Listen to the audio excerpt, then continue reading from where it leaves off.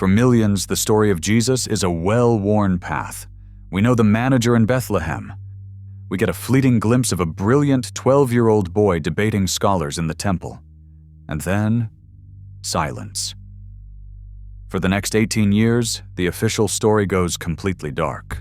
It's one of the biggest blank spaces in history, a chasm that swallows his entire journey from boyhood to manhood. Where did he go? What was he learning? Who did he become? Mainstream faith offers little more than speculation, leaving us with a Jesus who seems to appear out of nowhere at the age of 30, fully formed and ready for baptism. That's not just a time skip. It's a huge chunk of his life that's missing. The very years where a character is built and wisdom is earned. But what if the story isn't lost? What if it was simply set aside?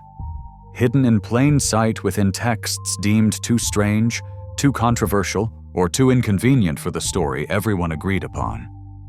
Today, we journey to the fringes of faith to explore two of the most fascinating and divisive of these texts. One is an ancient African Bible holding on to stories the rest of the world decided to forget. The other is a massive, modern book with mysterious, otherworldly origins that claims to be the most complete revelation humanity has ever received. This is the Ethiopian Bible versus the Urantia Book, two texts that challenge the status quo, both claiming to hold truths about Jesus that have been pushed to the margins. We will compare these ancient, hidden stories with this strange, modern revelation to uncover secrets about his lost years, his real identity, and his ultimate message. By the end, you'll have a front-row seat to knowledge that has been kept on the fringes for centuries, and you'll have to decide for yourself where the truth lies. What if everything you've been told about Jesus was just an edited version? An 18-year blackout isn't a minor detail. Why erase the years where a boy becomes a man, where power is discovered, tested, and maybe even misused? Because if you control a hero's youth, you control the hero. By erasing Jesus' adolescence, you create a polished, predictable savior, perfectly safe for stained glass windows. You cut him off from his culture, his upbringing, and the raw, formidable power he might have possessed. But two radically different texts, born worlds and millennia apart, claim the story wasn't erased. It was just hidden. The Ethiopian Bible, with its ancient roots, presents a Jesus deeply tied to an African context, powerful and active from his earliest days. Then there's the Urantia Book, a 20th century puzzle that gives an incredibly detailed account of Jesus' life, but completely rewrites his place in a vast cosmic drama. One claims to have saved what was lost. The other claims to reveal what we never knew. What secrets do they hold? And why have they been kept out of the spotlight for so long? The search for answers starts now.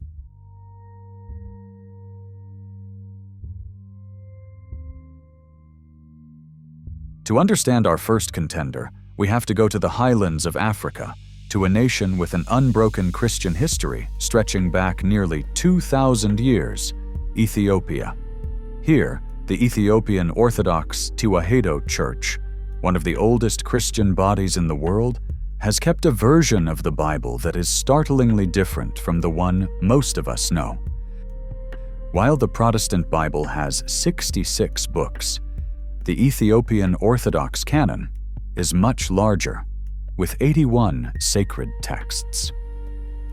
Many of these extra books weren't part of the intense theological and political debates of the early church councils that shaped the Western Bible. As church leaders in Europe argued over which Gospels to include, editing and excluding texts that didn't fit their developing Orthodox view, Ethiopia stood apart as a guardian. It didn't just receive the Word, it protected it, preserving a version of the faith that many see as rawer and mystically complete. This African context isn't just a side note, it's central to the story. Ethiopian tradition links its history back to King Solomon and the Queen of Sheba, creating a deep spiritual identity that sees itself as a primary keeper of biblical truth.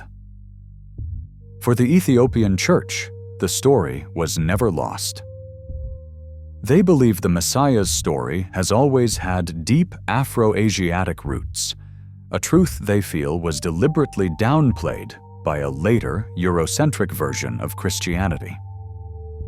Among the most important of the additional books in the Ethiopian canon are famous texts like the Book of Jubilees and the Book of Enoch. The Book of Enoch is an ancient Jewish apocalyptic text, with parts of it dating as far back as 300 BCE. It was well known to the writers of the New Testament. The Epistle of Jude even quotes it directly.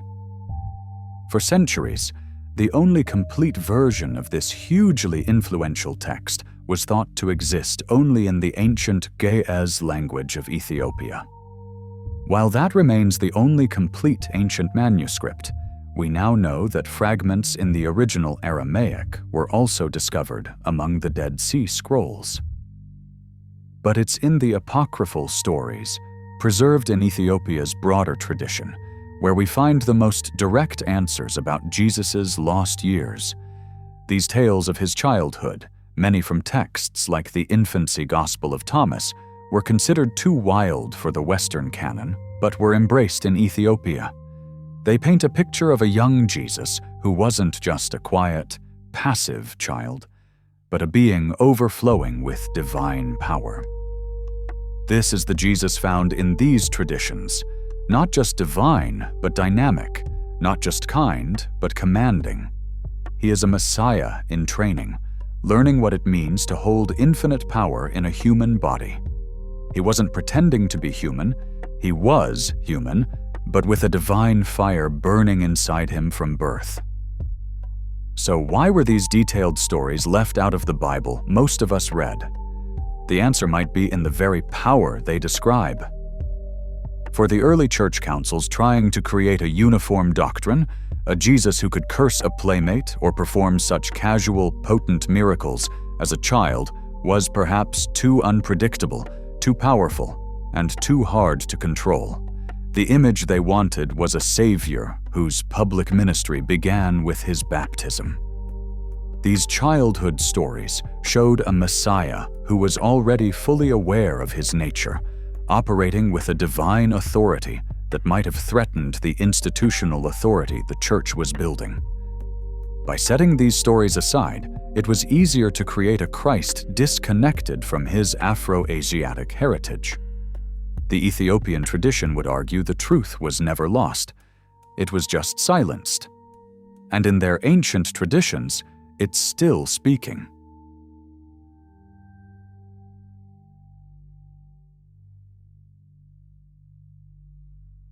But what if another, even more controversial text tells a completely different story?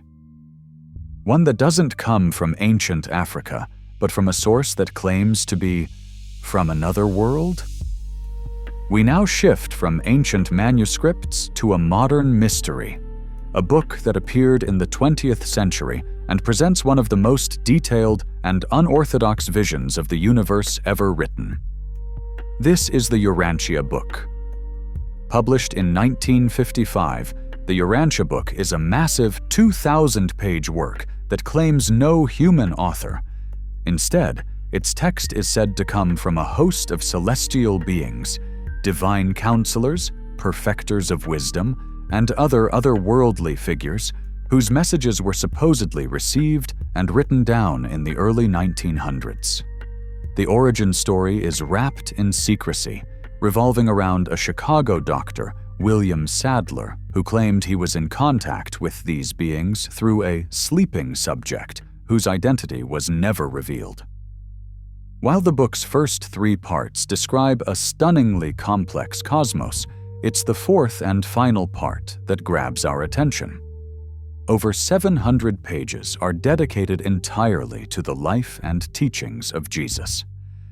And here, The book makes its boldest claims, telling a story that both adds to and radically breaks from almost every core belief of mainstream Christianity.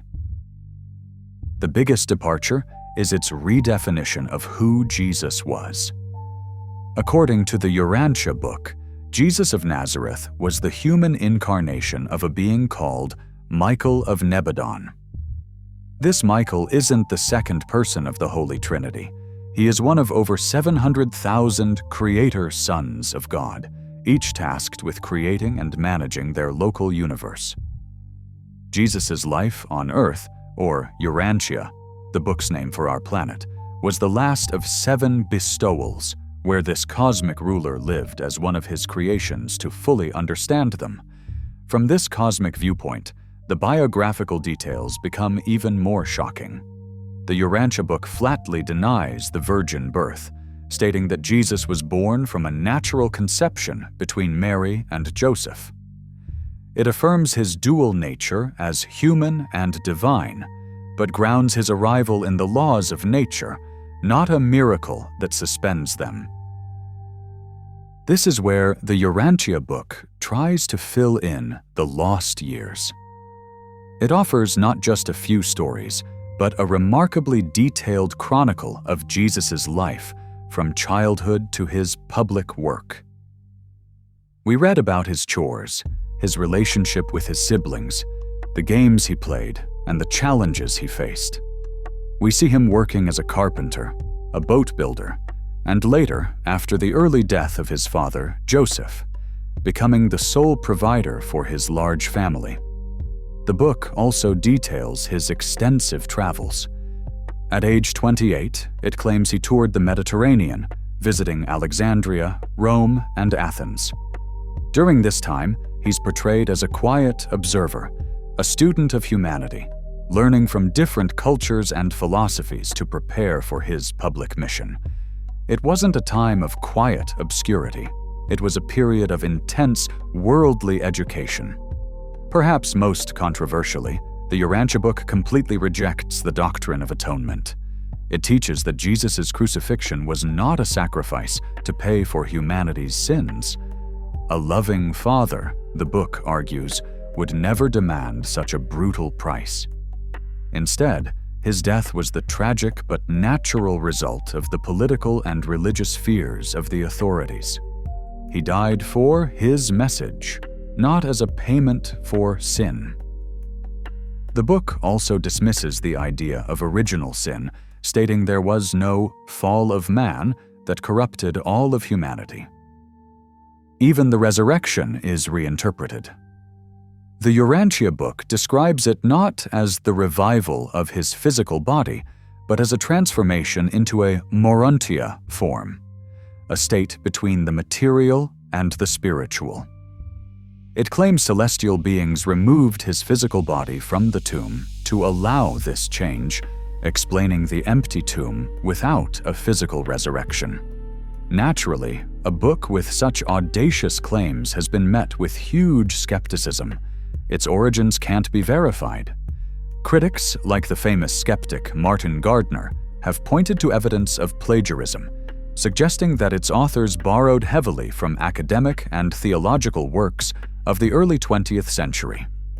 Furthermore, some of its scientific claims, which seemed advanced in the 1950s, are now known to be outdated, like its description of the solar system's formation, which is based on the Chamberlain-Moulton hypothesis, a theory discarded even before the book was published.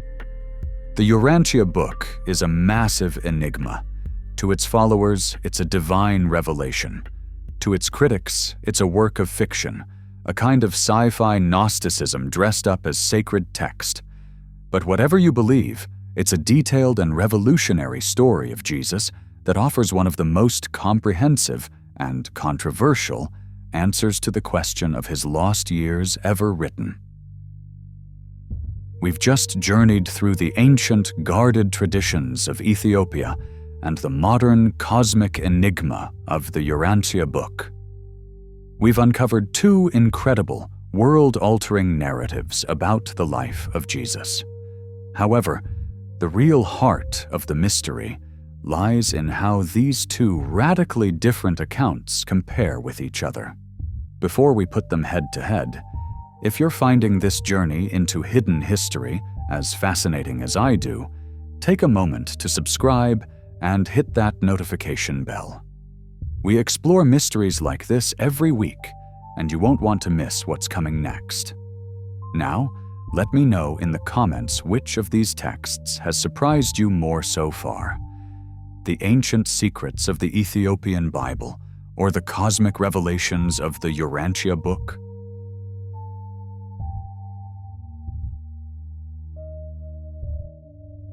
Now, for the moment of truth. We have two powerful contenders, each claiming to fill the 18-year void in Jesus' life. The Ethiopian Bible represents an ancient stream of preserved tradition, and the Urantia Book, a modern flood of claimed revelation. Let's put their core claims side by side and see where they agree, where they clash, and what those differences mean. Round 1. Source and origin. This is the biggest difference right out of the gate. The Ethiopian Bible's authority comes from its age and its history. It's a collection of texts and oral traditions passed down through generations, saved by a faith community that stood outside the sphere of Roman influence. Its claim to truth is based on preservation, that it held on to stories that others lost or threw away. The Urantia Book's authority rests on the exact opposite claim, that it is not a product of human history. It claims a supernatural, celestial origin, delivered to humanity in the 20th century. It doesn't claim to preserve an old truth, but to reveal a new, more complete one. The conflict here is ancient tradition versus modern revelation. Round 2. The birth of Jesus. And right away, the two accounts collide. The Ethiopian tradition, like all mainstream Christianity, fully affirms the virgin birth of Jesus. It's a cornerstone of his divine identity, a miracle that marks him as unique from the moment of conception. The Urantia Book flatly rejects this. It clearly states that Jesus was the product of a natural conception between Mary and Joseph. For Urantia followers, his divinity wasn't tied to a biological miracle, but to the cosmic identity of the soul, Michael of Nebadon, that chose to incarnate in him. This one point creates a massive divide. For traditional Christians, denying the virgin birth is denying a core part of who Christ is. For Urantia followers, insisting on it is missing the true, grander nature of his divine mission. Round 3. The childhood miracles. This is the heart of the lost years debate. The Ethiopian-guarded apocryphal stories are full of them. A young Jesus is shown as a wellspring of supernatural power, creating life from clay, healing instantly, and even wielding power over life and death. These stories show a child who is fully aware of his divine nature and is actively using it. The narrative is one of raw, obvious divinity from the very beginning. The Urantia Book gives us a completely different childhood. While it describes Jesus as incredibly intelligent and spiritually gifted, it removes most of the supernatural fireworks from his youth. His development is portrayed as more natural, a gradual awakening to his divine mission. The book denies many biblical miracles, let alone the more sensational ones from other texts. Its Jesus is a brilliant child who inspires others, but he isn't turning clay birds into living creatures. The focus is on his human growth, not public displays of power before his time had come. Round 4. Divine identity. Both texts agree that Jesus was human and divine, but their definitions of divine are worlds apart. The Ethiopian Church believes that in Jesus, the divine and human natures are united into one single, inseparable nature. He is the Son of God, the second person of the Holy Trinity, fully and completely. The Urantia Book dismantles this idea. Jesus is not the Son of God in the Trinitarian sense, but a Son of God. Michael of Nebadon, a creator son from a vast cosmic family. This changes his significance from being a unique part of the Godhead to being a specific type of celestial ruler on a mission. It replaces the mystery of the Trinity with a complex, almost bureaucratic cosmology. Round 5. The Crucifixion and Mission. For the Ethiopian tradition and all of Orthodox Christianity, the crucifixion is the central event of human salvation. It is the ultimate sacrifice, the atonement, where Christ pays the price for humanity's sins. His mission was to live a perfect life and die a sacrificial death. The Urantia Book throws this entire doctrine out. It claims the crucifixion was a tragedy, not a planned sacrifice. It was the result of human fear, not the fulfillment of a divine plan for atonement. Jesus' mission, according to Urantia, was to live a life that revealed the true, loving nature of God and to establish the kingdom of heaven in people's hearts. His death didn't pay for sin. His life showed the way to God. This is probably the biggest theological break, changing the entire meaning of the cross. Round 6. The Resurrection. Finally, the empty tomb. The Ethiopian Bible, like the canonical Gospels, affirms a bodily resurrection. The physical body of Jesus was brought back to life, glorified, and it was this physical body that ascended. It's a sign of victory over physical death. The Urantia Book gives a more metaphysical explanation. It describes the resurrection as a transformation into a Urantia form, a state of being that is neither purely material nor purely spiritual. His physical body wasn't reanimated. It was dissolved by celestial beings, and a new, higher form was created for him. Once again, it replaces a physical miracle with a complex cosmic event. In this showdown, two completely different portraits emerge. The Jesus of the Ethiopian tradition is a figure of immense power, rooted in ancient history and African soil. The Jesus of the Urantia Book is a cosmic administrator whose highly detailed life unfolds according to a grand universal plan, challenging every core belief of established theology. One is a hidden history, the other, a hidden cosmology.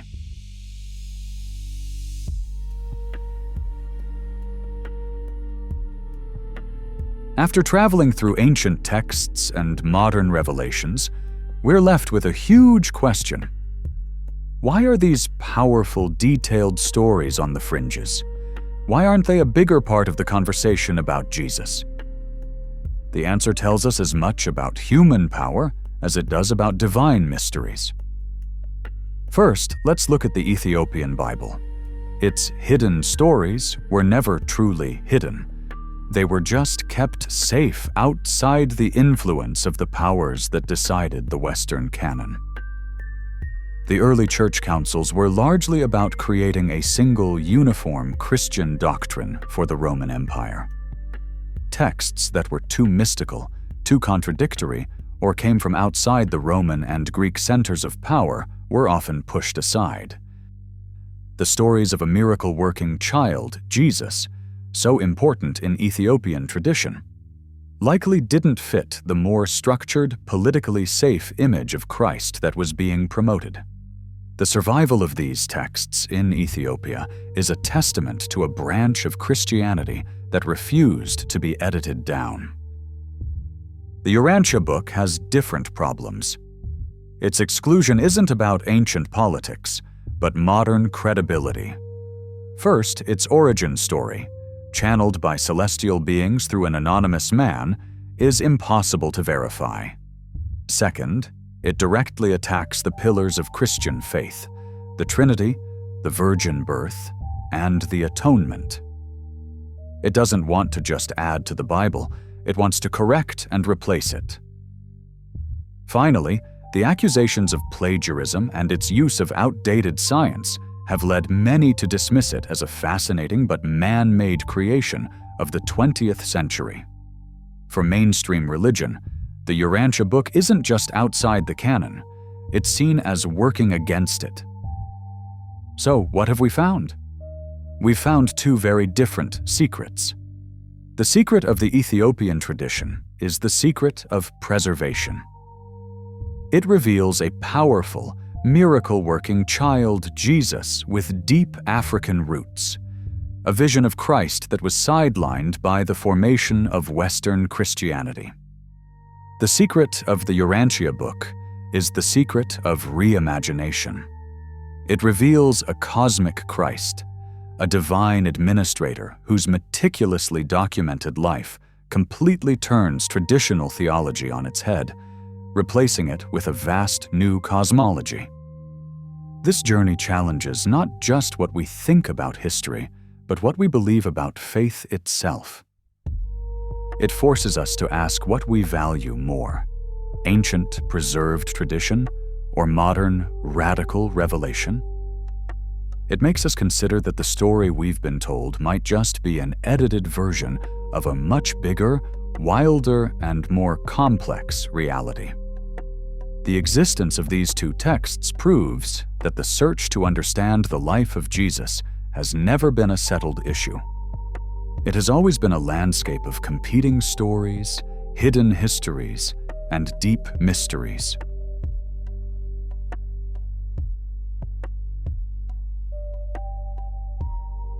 The silence around Jesus' lost years is deep, but as we've seen, some have dared to fill it. Exploring hidden knowledge, texts that challenge the very foundations of our beliefs, is a journey that never truly ends.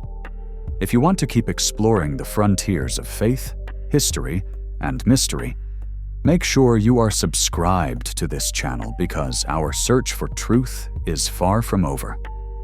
And now, I leave you with a question to think about, to debate in the comments below. Two texts, two radically different versions of Jesus. One, a divine child from ancient Africa. His story was saved against the odds. The other, a cosmic son from a modern revelation. His story claiming to exist outside of history itself. Which of these accounts speaks more to you? A story hidden by history, or a story that claims to be beyond history? And what does it mean for our modern world if the greatest story ever told is still, after 2,000 years, not even close to being finished?